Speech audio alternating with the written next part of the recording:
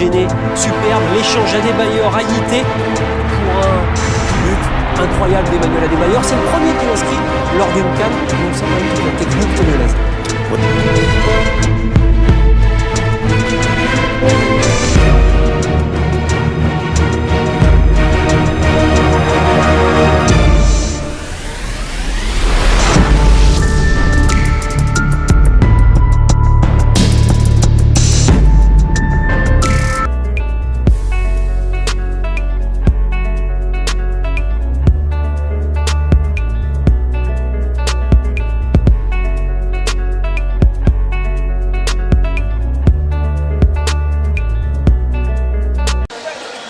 Les Ivoiriens donnent le coup d'envoi de ce Côte d'Ivoire-Togo, les Togolais en vert.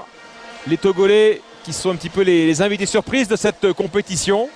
Décrochant pas, et je ne pense pas qu'il a la condition physique lui permettant de décrocher. Oh, attention! Attention avec Adebayor qui a chippé ce ballon et qui contre tout attend d'ouvrir le score. Non! Magnifique intervention du portier ivoirien. Deuxième chance pour Emmanuel Adebayor. Peut-être qui avait l'occasion de mettre les éperviers sur les rails. Il a raté le coup, Adebayor clairement, ou plutôt il a perdu son duel avec un gardien très inspiré. Attention, Gervinho après un bon pressing de Gradel. Gervinho qui travaille sur son côté, qui va passer, il est passé. Gervinho, ballon en retrait, Yaya Touré qui va ajuster. Le gardien togolais, première opportunité pour les Ivoiriens et premier but signé de l'autre maestro de l'équipe, Yaya Touré. 8e minute.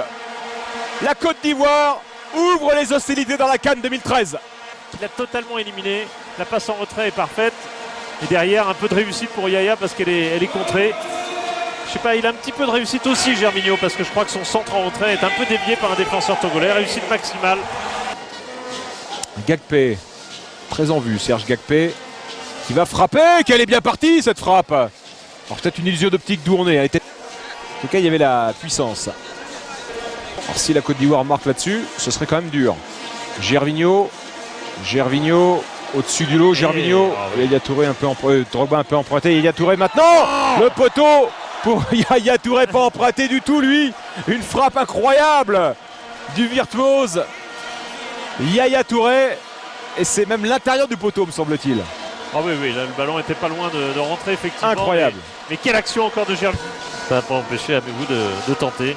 Corner avec le but togolais, l'égalisation du Togo.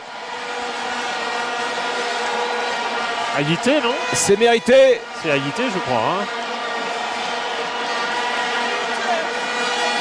Ouais, en fait, c'est bien joué. Lui est en mouvement. C'est Nimbombe qui vient au premier poteau, qui emmène tout le monde et qui laisse passer le ballon. Et le but des Togolais. Il va être refusé. Il va être refusé. Le corner a été joué trop tôt.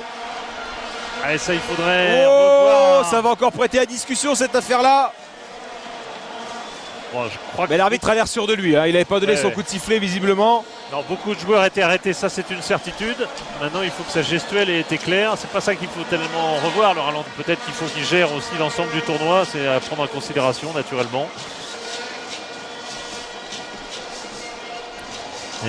Bien joué, il va récupérer ce ballon justement et servir en retrait. Yaya Touré qui s'est presque trop appliqué, qui a clairement raté sa frappe. Floyd Haïté au corner, toujours vers Dimonde, deuxième poteau, il n'y a absolument personne là.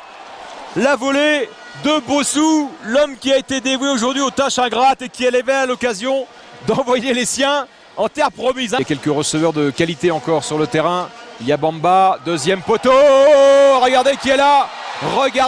Gervinho, sans doute le meilleur Ivoirien aujourd'hui, servi magnifiquement par Yaya Touré. Un maître coup franc de Yaya Touré qui sort sa sélection d'un sacré mauvais pas. Quel coup franc, Philippe. Regardez Agassa.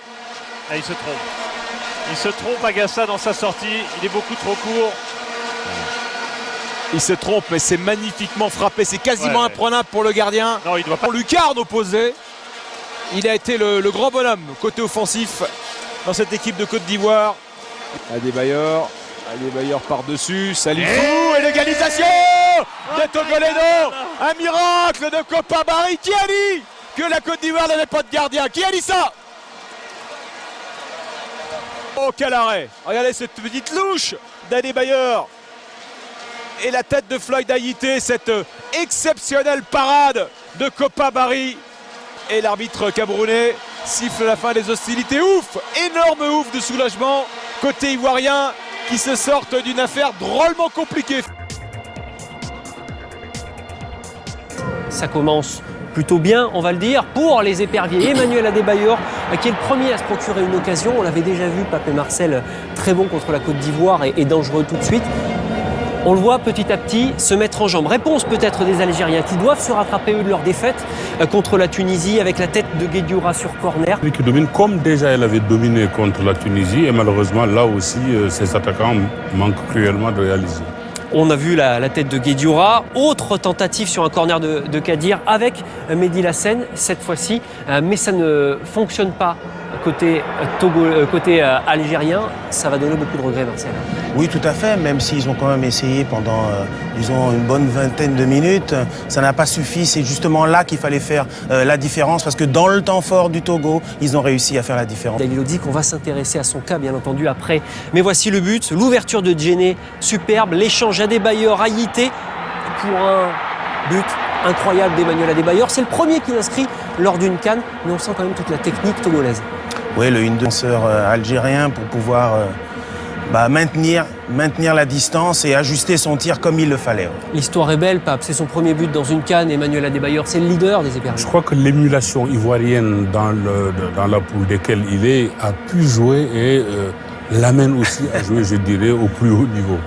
Et le Togo se ressaisit, bien entendu, après sa défaite contre la Côte d'Ivoire. Vous parliez de cette sélection des éléphants, on va en parler également tout à l'heure dans Jour de CAN. Mais réponse algérienne, puisque nous sommes dans cette partie, toujours en première période, et que les Fennecs dominent avec Islam Slimani, le superbe arrêt de Kossi Agassa en Ligue 1 avec Reims. S'il montre souvent l'étendue de ses talents, là, c'est à nouveau le cas. Peut-être le sentiment qu'il a cru qu'il était hors jeu et c'est un petit peu déconcentré pour qu'il puisse ajuster sa frappe. Ouais. La poursuite de cette rencontre, on parlait de Slimani. La Ligue 1, il y a déjà beaucoup de joueurs qui évoluent en Ligue 1 qui sont dans cette Coupe d'Afrique des Nations.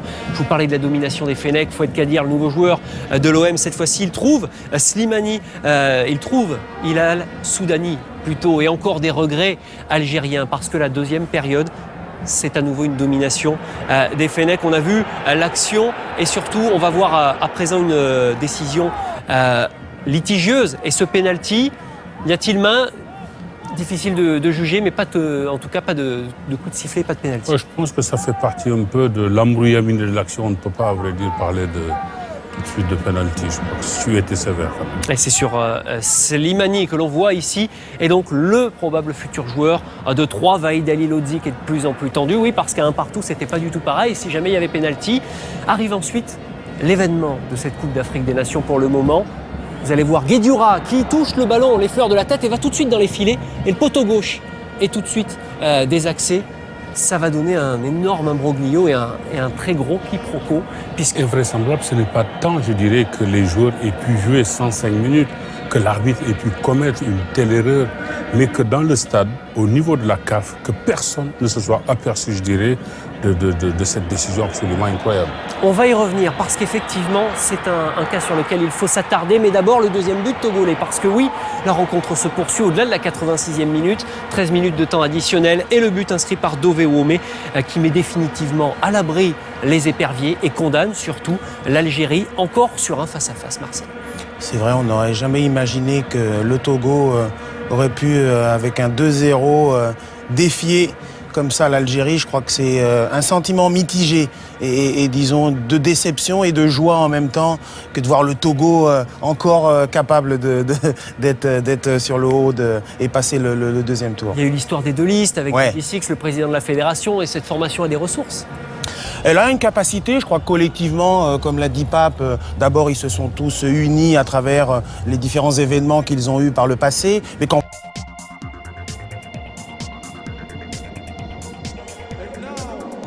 on se plonge d'abord dès les premières minutes. La 10e est d'entrée une occasion togolaise, Gérard Gilly. Un centre de Gakpé, Floyd Haïté est là, c'est finalement Emmanuel Adebayor à la conclusion, mais on sent toutes les possibilités. Oui, sur chaque ballon un petit peu profond, c'est la défense tunisienne extrêmement lourde et lente. Et chaque fois qu'il y a ce genre de situation, on retrouve l'attaquant qui est face à face au gardien de but.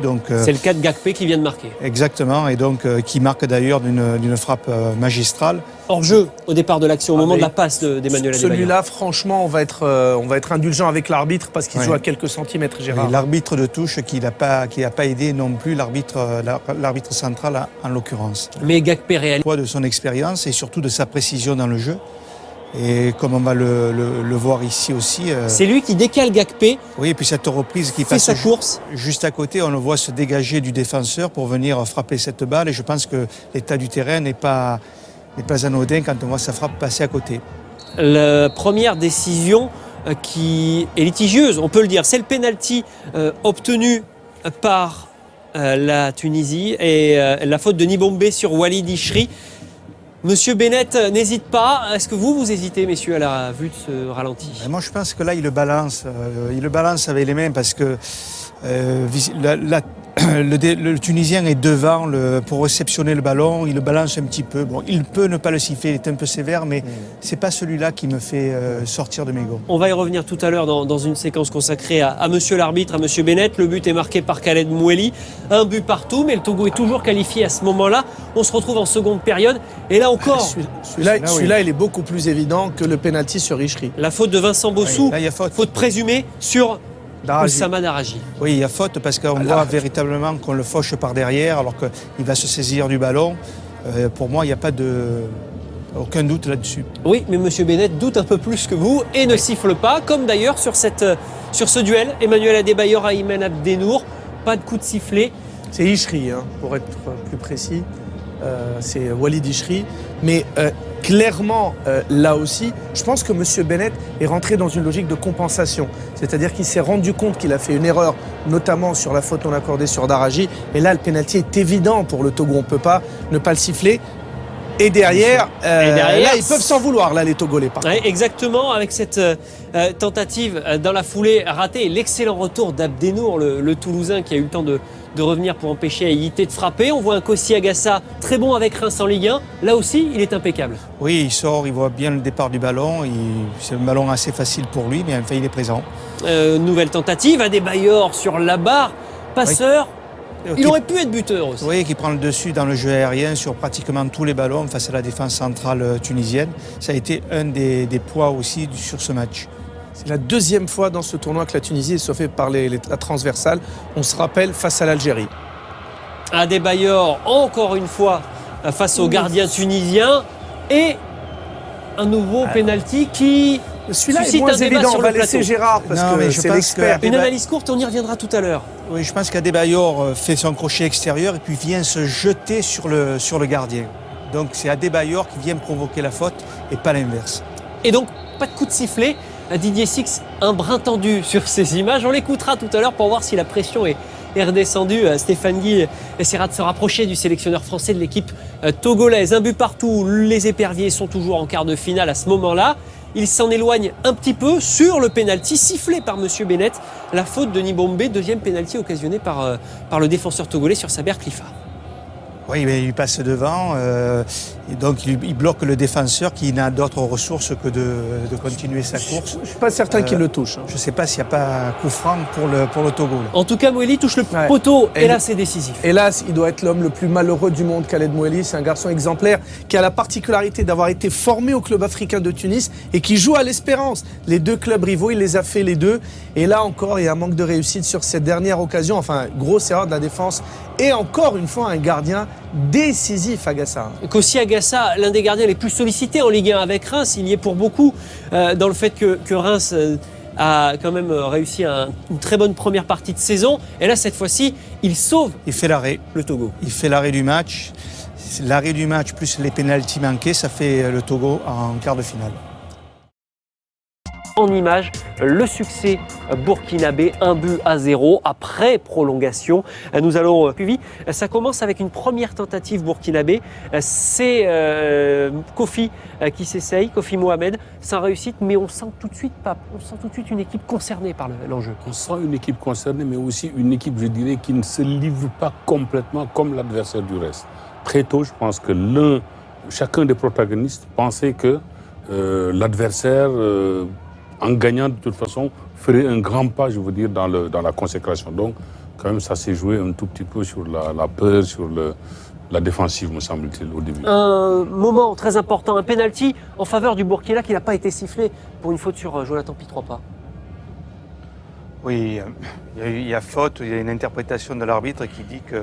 Monsieur Diatta se trompe, clairement, là. Oui, il y a certainement une faute, donc une petite erreur d'arbitrage qui aura des conséquences. Et Jonathan Pitropa, que l'on va retrouver décisif au bout de cette rencontre, en tout cas dans la prolongation. Mais toujours une tentative burkinabé avec la tête d'Issouf Ouattara. Une première mi-temps vraiment correcte de la part des étalons, sérieux. Oui, correct, mais je dirais que c'était quand même assez insipide dans l'ensemble, cette première mi-temps. On n'a pas senti, à vrai dire, je dirais, un match où les joueurs se sont lâchés, se sont livrés complètement. Là, ça se livre un petit peu plus. Regardez la tentative d'Adebayor et Madi Palandé-Tigueri, sauf sur sa ligne. Ça fait, oui, il y a eu quand même des tentatives, mais je veux dire, c'était assez isolé. Il n'y a pas eu vraiment une continuité, je dirais, dans l'action, dans le désir d'aller de l'avant, dans le désir de forcer le verrou adverse. Le ballon ne rentre absolument pas, il n'y a pas de discussion possible, mais la défense burkinabé... Oui, c'est surtout le gardien qui est allé un petit peu à la pêche sur ce centre-là et qui est battu par la tête d'Adebayor. Là, j'aimerais vous entendre également pour savoir s'il y a pénalty sur Préjus Nkoulma qui est entré en jeu. Très bon coaching de Paul Plut. Difficile de se prononcer pour vous, Gérard? Non, je crois qu'il perd totalement ses appuis. Donc on sent que ses deux pieds sont décollés parce que le terrain n'est pas en très bon état et qu'il vient s'empaler sur le défenseur. Donc bonne décision de monsieur Diatta. La rencontre se poursuit et Emmanuel Adebayor est au rendez-vous. Papa, on ne pouvait pas l'oublier. Évidemment, je pense que sur cette action, Adebayor montre tout le talent qui est le sien. C'est dommage peut-être qu'il est frappé alors que l'angle était malgré tout relativement fermé. Il était très difficile de pouvoir transformer cette action qui était bien menée. Puisqu'on parlait de Préjus Nkoulma entré en cours de seconde période, il a changé la phase de cette rencontre. On le voit avec son slalom déroutant.